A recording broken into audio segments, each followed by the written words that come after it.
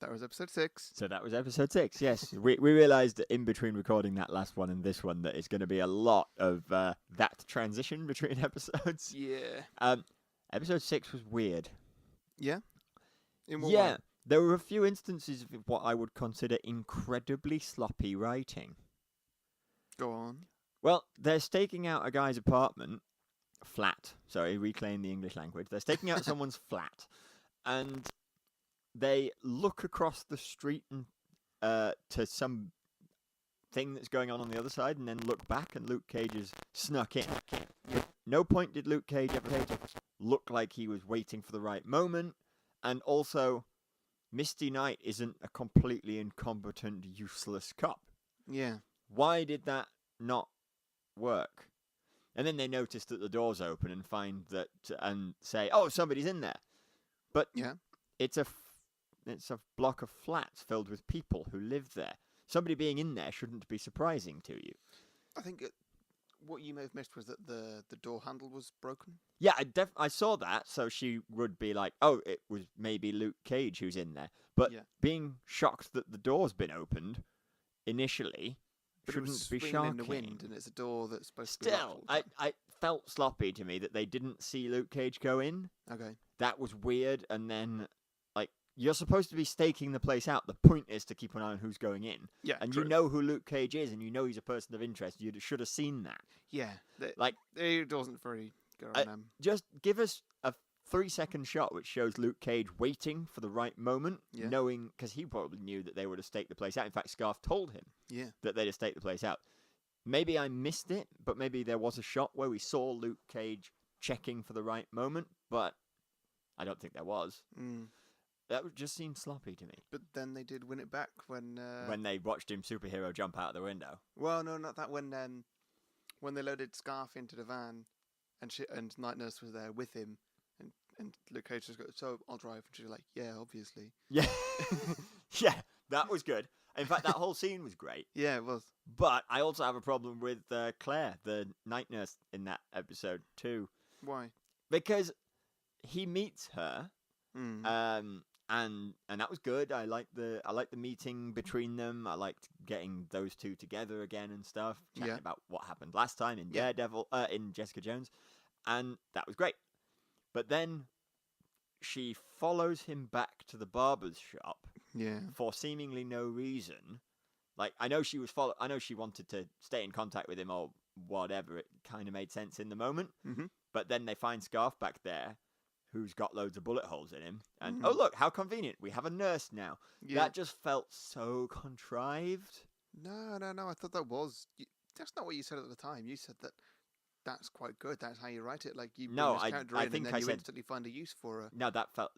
At the time, I think I said, oh, that's convenient. I think I was probably being sarcastic. Oh, I took it in a positive way. Yeah, it seemed sloppy to me. No, I like. Like, if he... It's just sort of remind us what it is that she does as a character. No, yeah, that I feel like I already know. Yeah. I don't need reminding. If he'd got back there and found Scarf there and then said, "You know what? I've just met someone who might be able to help," and then phoned her and she came in a couple of moments, Mm-hmm. that might have made more sense to me.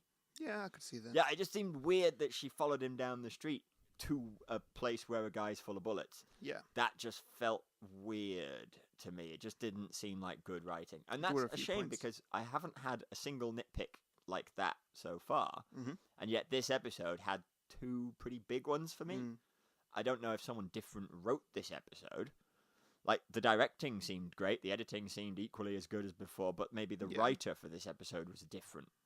Don't know. It was And- only one. yeah. It was only 1 or 2 points though. It wasn't like a whole episode. It of didn't ruin the episode. vastly different. The writing. episode wasn't stupid. It Mm. wasn't a bad episode. But those 2 points just kind of took me out.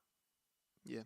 But they brought it back with a really good Rosario Dawson line and Rosario Dawson in general, and And the the interviews. chase and the interviews, they were good. Yeah, they were well good. Yeah, the councilwoman person who's working with Cottonmouth being interviewed by the TV news and just being Yeah. called out on her Yeah. nefarious practices, that was good. And Misty Knight doing that fake phone call Oh, that was so good! where she was actually just recording, just doing a voice recording and Yeah, using that as evidence. That was good.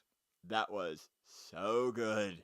Oh, actually, I don't think I noticed that. I don't think I noticed that she was recording what she was saying. I thought Oh, she made that very obvious. She held up her phone and showed that it was recording. I guess that's I when he- didn't and that's when he lost recognize his what stuff. was on the screen as a recording thing. I was really hoping that she was, because I saw the phone against her face and the screen was on, and that always bugs me in TV shows when somebody takes a phone call on a smartphone, they put it to their face, and they're clearly just not on the phone thing. Yeah. Because the screen on all smartphones turns off when you put it to your face, doesn't it? Yeah, so you don't push the Exactly, yeah. touch screen with your face. Yeah.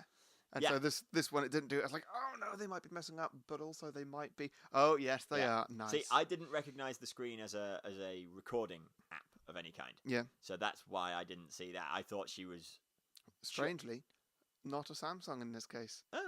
first time it's been a phone that's not a Samsung. Yeah, there's been a lot of product placement in this show Yeah. so far. A I lot of haven't noticed it. Samsung product placement. I haven't noticed it so much because I can't identify a phone. Well, you won't be able to not see it now. No, that's probably true. But yeah, I really So thought that Samsung she was phones just... have a massive Samsung logo on the front. Yeah, that's true. I really thought she was just doing a clever little play, which obviously she was doing, but the fact she was also recording it as well is just, that's even Double whammy. better. Yeah. Yeah, I'm sad. I'm sort of sorry I missed that on the first thing, but I didn't identify it as a phone recording screen. But that's even better. Getting him to admit to being a dirty cop. That's great. Yeah. And now we've cleaned out the police system and Arrested him. And Scarf's given everybody up, which was great, even though he's died in the end. But the book that Luke Cage picked up from his apartment is obviously suitable evidence. Yeah. And also we had Misty Knight's recording. That's even more evidence. You know, he admits quite a lot of information there. That really was a good episode in terms wasn't it? moving the story along. It was very sort of. It's in the centre of the series, and it's quite closed off. It is as well, yeah. Yeah, it really has fixed up. I mean, obviously we're gonna maybe Cottonmouth is gonna not come back at all, and we're gonna move on to this Diamondback guy. I don't know.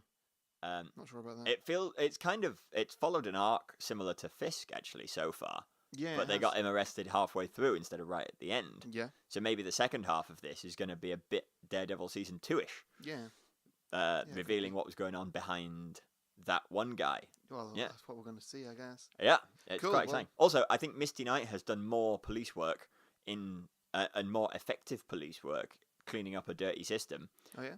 In 6 episodes than Jim Gordon did in Gotham in 44 episodes, I think. Is it 44 episodes across the 2 seasons of Gotham? I'm not sure. He had dirty system and has totally failed to clean it up. Misty Knight's done it in 6 episodes, not even being the main character. Yeah. So well done, Misty Knight. However, if she gets to the end of this show without having an arm pulled off, I will be disappointed. Sure. I like her, but she needs a bionic arm, otherwise it's not going to make sense. I really hope we get that. We'll get there. Right, let's what's next. We did get Luke's proper costume.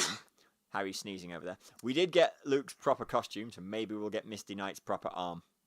Maybe it'll be a hint at it. I don't know. I think we've got to get it for real. Maybe she'll see a picture of Winter Soldier and just go, "Oh, that looks cool." Or maybe she'll say, something like, "I can't believe anyone would get a bionic arm," or something like that. That'd be way too on the nose. That might be too on the nose. Yeah, we've also had references to some of the Avengers, but it's always Thor. Oh, there was in the first episode. There was a reference to all of them. Somebody said you can't get footage like this. Oh, We've got there Tony was Stark right up close. We got the flying hammer guy. We that's got true. Captain America. That's true. But then later on, we've had references to Thor and Hulk like twice. Yeah. And in Jessica Jones, we got references to Thor and Hulk a couple of times as well. Mm-hmm. We did. Oh, someone did mention the flag waver, meaning Captain America, I think. Mm-hmm. But yeah, it's always Thor and Hulk every time. I guess it's because they are the most fantastical. Yeah, they're the most ridiculous ones. Yeah. Guy in tights and throwing a frisbee, not as fantastical. Yeah. Guess Iron Man. Iron Man is sort of science future as much as Hulk, but it's a logical progression of technology we already have. Yeah. Whereas Hulk is just something completely new because we don't have the capacity to make people turn into medium-sized, slightly green monsters, and this is just a progression. Tony Stark is a progression from the concept of guns and armor, both of which already exist. Yeah. So, yeah, it makes sense. And Thor is, Thor. So that fits. Anyway, moving on. Next episode. Next episode.